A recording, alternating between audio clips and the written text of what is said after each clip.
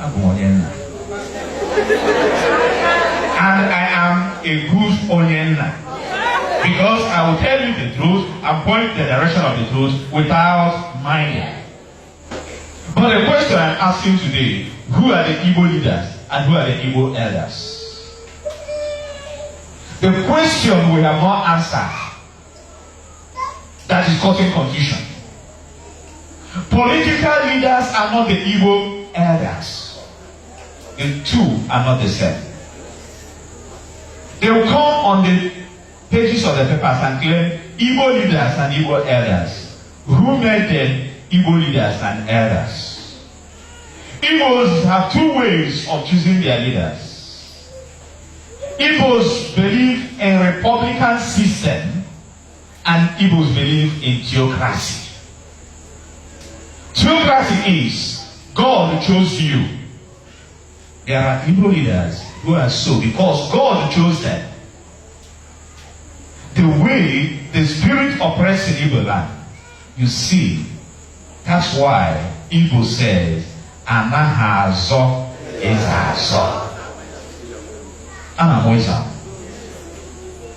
And when you are to belong to the council of elders, you are chosen. You don't appoint yourself. We know that we have no election in Nigeria. What we have is selection and the imposition of political jobbers on the people. All politicians in Nigeria are hungry. That's why they have no ideology. That is why somebody will leave PDP today, join APC tomorrow, PDP becomes able.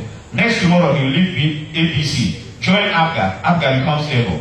The next day he will leave APGA, join AA, APC, PDP become able. The next day he will leave AA and join XD, and the others are able parties because we have no ideology, no image, no self-respect, and we call such people elders.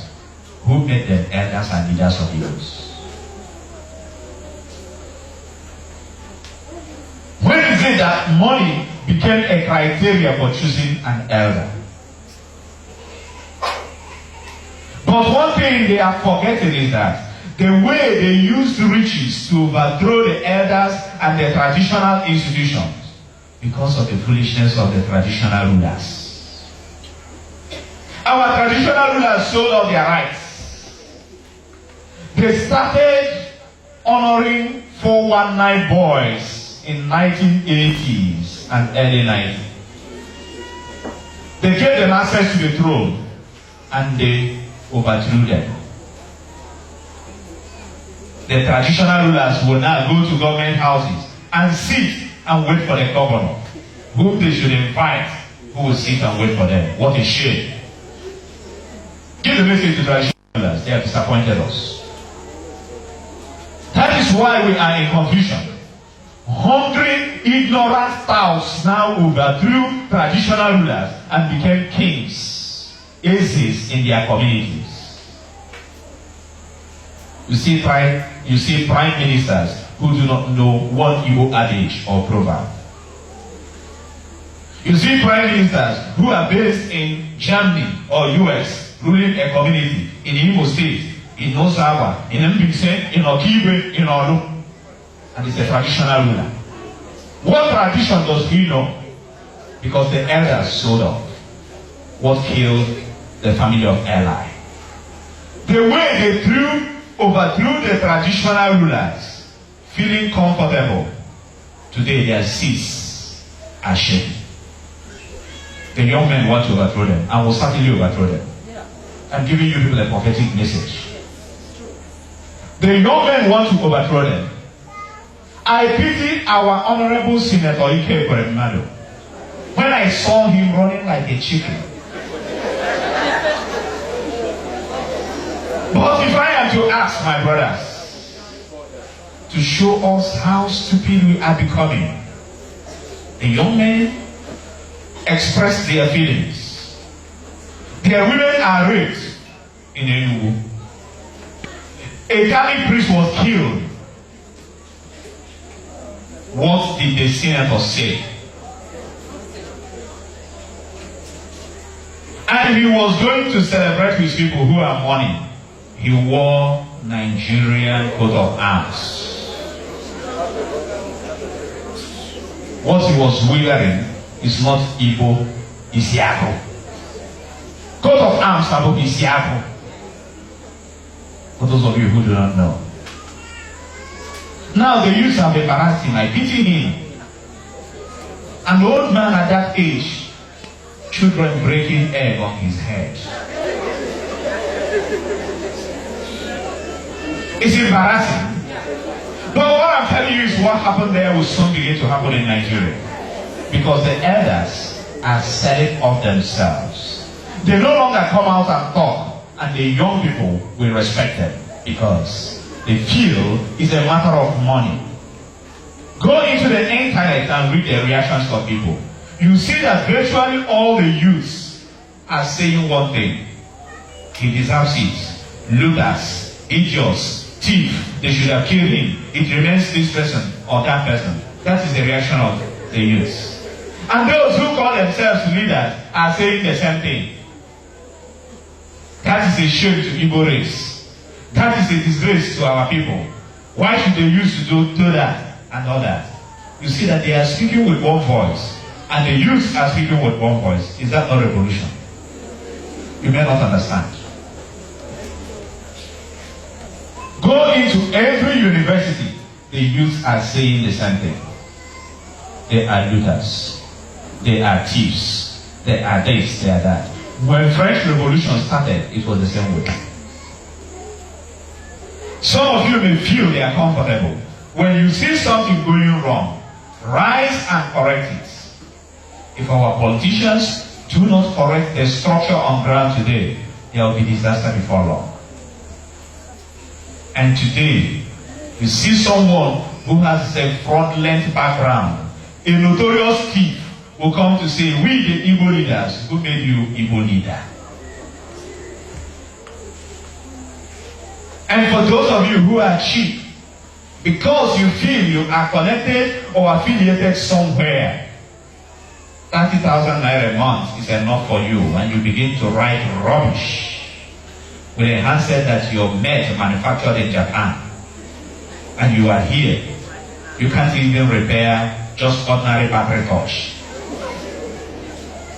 And you don't know the damage they are doing to you. You don't know the damage they have done to you. Check the number of young men who were celebrating the New Year Festival in Germany, and most likely half of them married from there. They married from Europe, and their wives, some are sitting here. There would have been wives, and you are praying. You think it's not affecting you. Check the number in Valencia, Spain, that disrupted the New Year Festival in Valencia yesterday as well. You now begin to imagine the number of young men that have left, destroying the natural equation and figure, man to woman. And you think it's not affecting you. Go into the communities, we have buildings that nobody will live in the next couple of years. Because these children you are sending out because you think you are rich, they will never return to Nigeria. They are lost forever. Most of these children, and you are celebrating, it is well. I tell you today that even this your son in America or US may not attend your burial.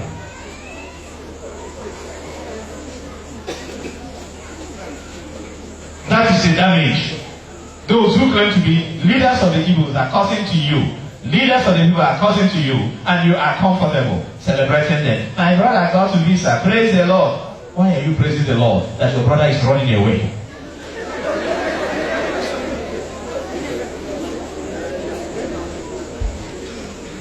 You'll be pregnant, 9 months pregnant. You should be in the room, being nursed by your mother. You are sitting in aircraft. Maybe you take Emirates because it's cheaper. You move from here down to Dubai. You spend 7 hours in the airport. A pregnant woman about to deliver.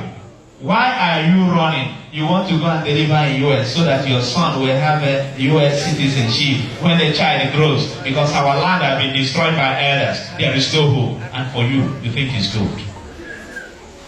You kill the hospitals you have around. Put cupboards in them. No refrigerator for any medicine. No blood in case of emergency. And people are dying every day. When you have headache, you fly out. And who will escort them out? Some of you here. The damage Eli did to his family. And we are not thinking about it. Many of us will go and sit down and begin to pray, Hail Mary, full of grace, chaplains from morning till night. Mother Mary is far from you. At the time of danger, she carried the infant Jesus and left for Egypt. Why didn't she stay and continue to say Hail Mary?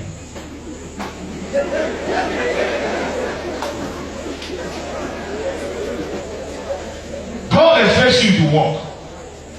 God expects you to walk.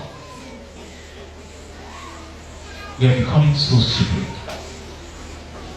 Even what is happening today, many of us do not know. This will be their first time of hearing this because they do not read news. They do not discuss. But they are booking in the forest. A Nomwago or Bokofia knows this more than you. The damage the so-called elders have done to you. Every day people are being slaughtered. Enugu's or one, they are slaughtering you. Everywhere, nobody talking. I believe if a man wore that because he was afraid of Nigerian government. Let it not be that he's identifying too strongly with his people. So he decided to go as a Nigerian in Igbo celebration. And they welcomed him as a Nigerian in Igbo celebration.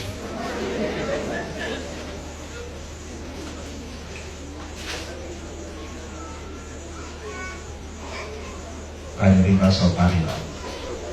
Here we sat and wept when we remembered Zion. Those who were truly the elders, I tell you, if they wake up today, they will cry. Those who were really elders, who knew what it means to make sacrifice for the coming generation, if they come today, they will cry.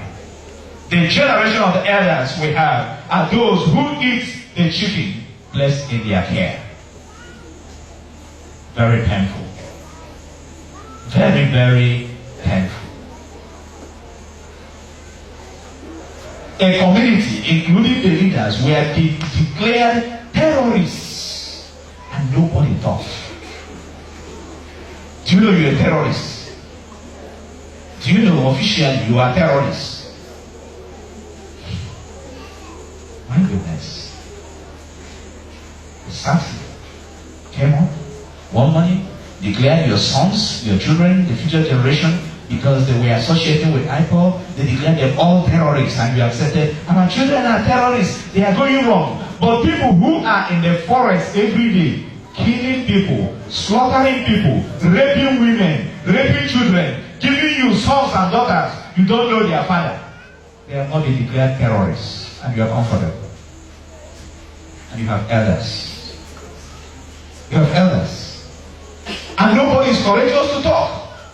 And a young man who came out to talk, instead of supporting them, even if you are afraid, you go inside the room and shake their hands. My sons, you are crying. You come out to say, hey, but these boys, they are stubborn. Government, listen to them. Let's see how we make peace. You go back in the room and say, my son, congrats. That's how a coward old man behaves. And not to join your enemies to kill your children.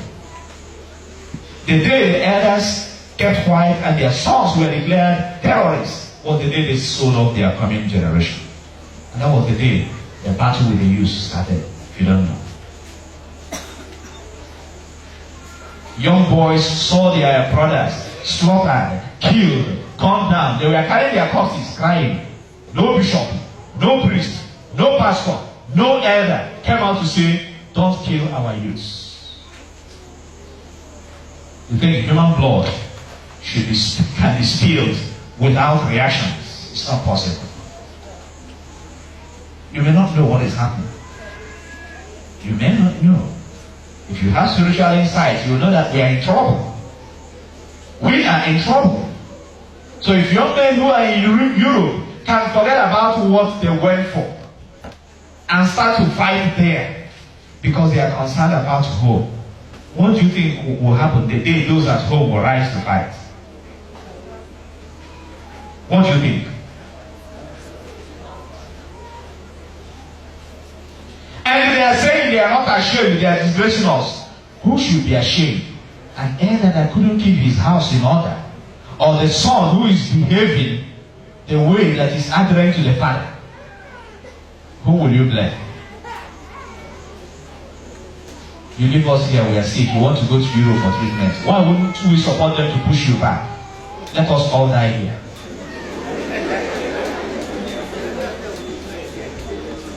When they have headache, they go to Germany, they go to UK. Then you have serious problem, heart problem, you go to FMC, no drug, no machine, no equipment. Even to measure your BP, then you go to the shop opposite and say, it's not working now. You know, government things itself.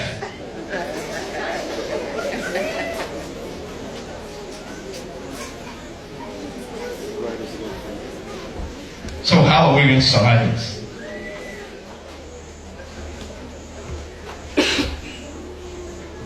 The Islamic Fulani group have destroyed a good number of churches. Khan is here doing politics. Went to congratulate the president for his second term. My grandfather, when I was small, as old as he was, when there is noise, he come out with his staff. He cannot run, but he come out with his staff. A sign that I am there to die, that my children may survive. Today they will say, let the youth die that we may survive. In the next 50 years, these people who claim they are elders, can they walk? In the next 50 years, these people who claim they are elders, who will put them in the aircraft to go for medication? Because they can't walk, most of them. I don't want to call their names, some of them around here who used to claim to be elders. They are not bedridden. They need the younger ones to put them in the aircraft. And you are not courageous. The whole of Okigwe go there. They can't go to farm. Their girls are being raped. Okigwe, go there and see. And they are running. People, my daughter don't go. Remain in school instead of coming home. And she will remain in school and become a prostitute. Go out Friday night to see her on the road. We shall one day sing the song of victory. Whether you believe it or not, we shall one day sing. But I see danger, except if we change our way. If we do not change our way, there is danger. And what a mighty disaster if a son and father begin to fight. It does no one any good. It does no one any good. When father and son begin to fight, you give the enemies the key into your family. So those who call themselves youths should reflect. And those who call themselves elders should become elders. Respect is dead. Respect is dead. Don't buy respect. Don't force people to respect you. Gain respect. And when you do that, God will bless you through Christ our Lord.